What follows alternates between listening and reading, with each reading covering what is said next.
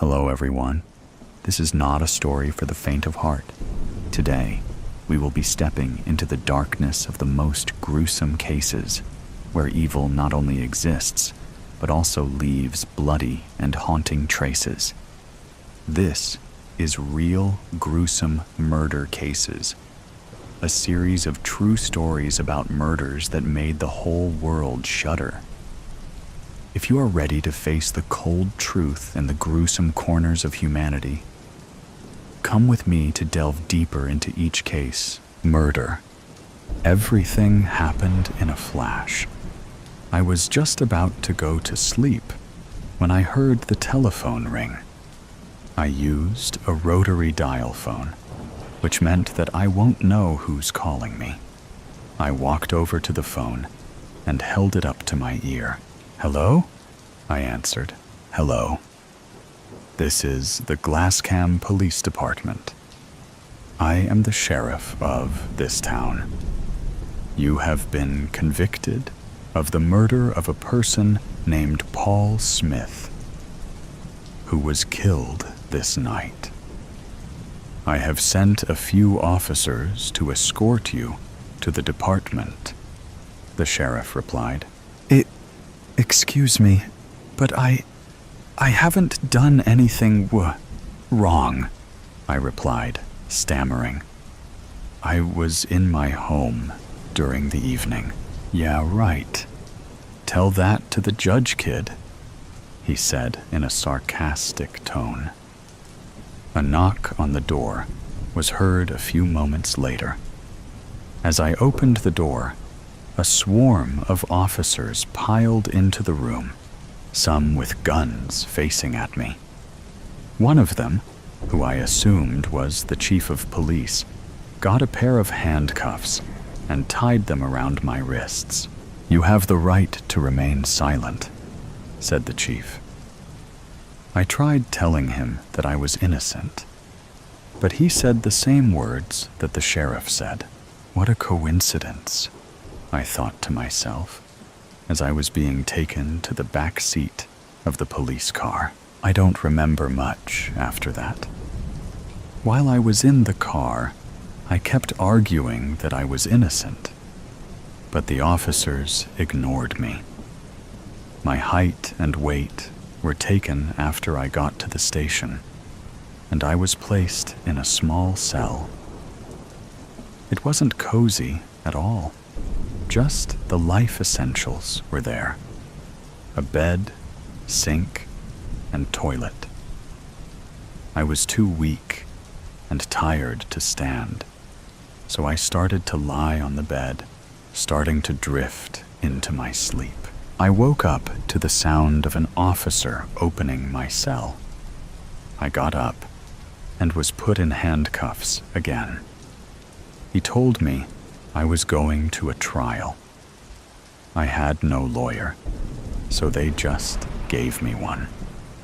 From the looks of the lawyer's crinkled and dirty tie, his wild hair, and slightly broken glasses, I could tell I was going to lose in this trial. A few minutes later, a car came, and I was taken into the back seat. What felt like hours later, I was in front of the judge, who would decide my fate. Looking at the spectators, I saw a group of people in tears. I assumed they were the victims' parents. They saw me looking in their direction. They scowled at me and turned their heads in disgust. I couldn't take it. For all my life, I have never made any mistakes, so it would be unreasonable if I was accused of murder. Thinking about this made my head spin. After my testimony and the lawyer's argument with the victim's family's lawyer, it was time for the jury to decide.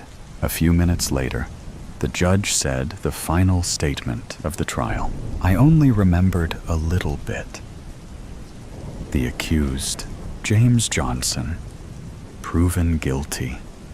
with no chance of parole, no chance of bail, can only be released until further evidence is discovered. This mumbo-jumbo is gonna take forever. Let's get to the point.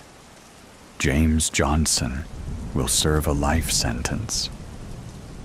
Then the gavel was heard. Snug fit? The officers joked when I finished switching my shirt and pants to the ugly, bright orange prison uniforms.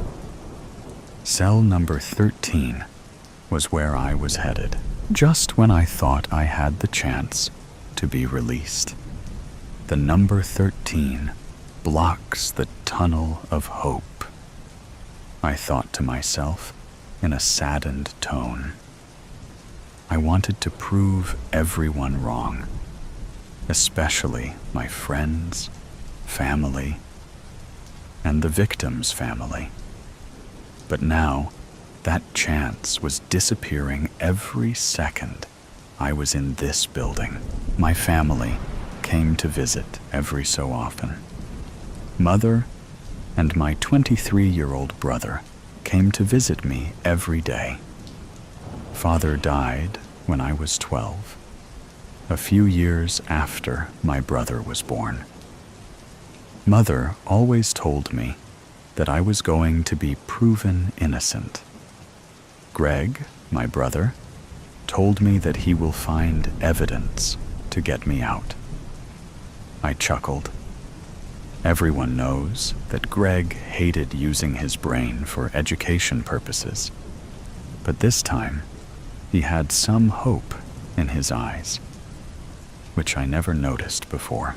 Being beaten up by other prisoners took some time being used to.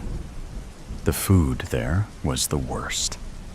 I couldn't be somewhere without at least one person watching me. But most of the time, it was the prisoners looking for a fight. One day, I couldn't take it anymore. That day when my family visited, I asked them that I didn't like staying here anymore. Just a little while longer, Mother said with hope. I stared at my brother, wondering what Mother said. Question: good news or bad news? Greg asked. Why? I replied. Just answer the question, he said in an impatient tone. Okay. Calm down, I said. Bad news.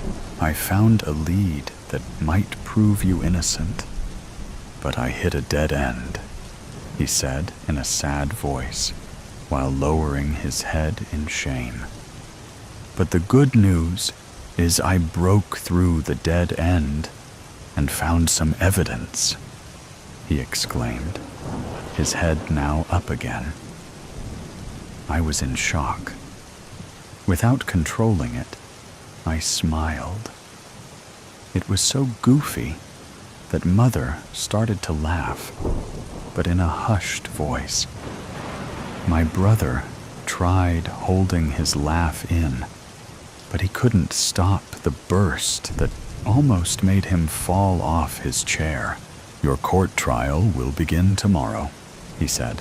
For the rest of the day, the thought of leaving this place made my heart feel warm.